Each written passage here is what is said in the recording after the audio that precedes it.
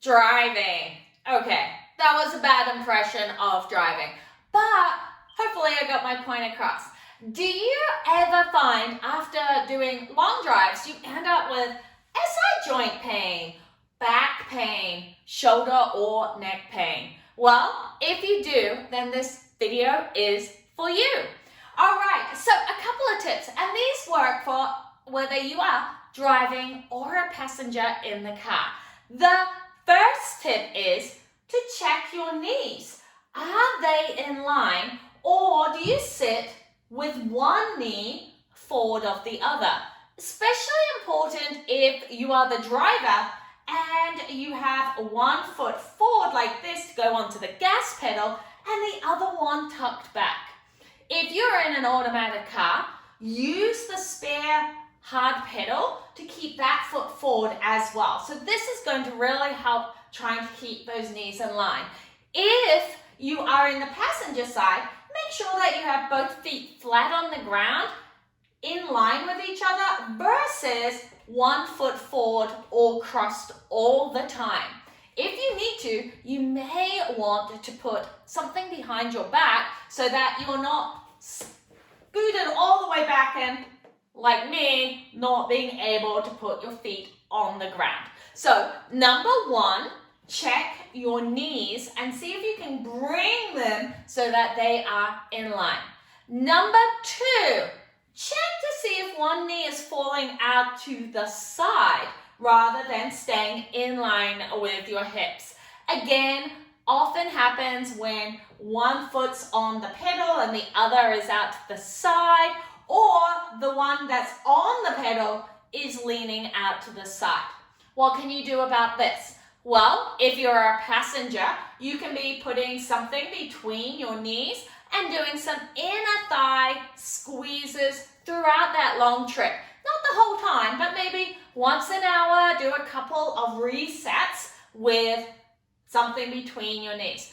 If you're a driver, when you're stopped at a stop sign, or maybe when you're stopping to get petrol or a drink or something else, you can use both fists and put them in between your knees and squeeze gently and release. Squeeze and release. Just to work into that inner thigh to help that knee that's sliding out come back in. Okay, so that was our knees. Number two here is when you're a driver and you're working between the gas and the brake, make sure that your heel is on the ground so that you're using your tibial muscles to rotate the foot. Otherwise, when the heel's off the ground, we end up using our hip flexor to move the foot side to side and hold that foot up off the ground. And we don't want any extra tightness in the hip flexor. That's what causes that anterior tilt. It causes pain in our back. Okay, so keep the heel on the ground. All right, next one is your sit bones. Make sure that both are evenly on the chair. Now, sometimes what will happen is we squeeze one glute and lift or tuck under and end up sort of on one sit bone and on the tailbone a little bit. You can tell if it's padded by basically pulling apart your butt cheeks and coming down onto there. Now, if you find it really hard to sit on your sit bones, so you tend to end up back here like this, couple of tricks that you can do. You can move your chair closer to the steering wheel, or you can put something behind your back to help you come closer to the steering wheel, or you can sit on a rolled up towel. So basically your tailbone is up on that towel, so it would be in this area here. So you're not sitting on the towel, you're sitting just in front of the towel, and that will stop you from rolling back onto that tailbone.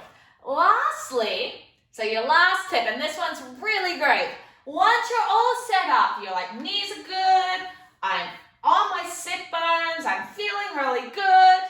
I want you to set up your mirrors. So your mirror up here and both of the side mirrors from this really good position.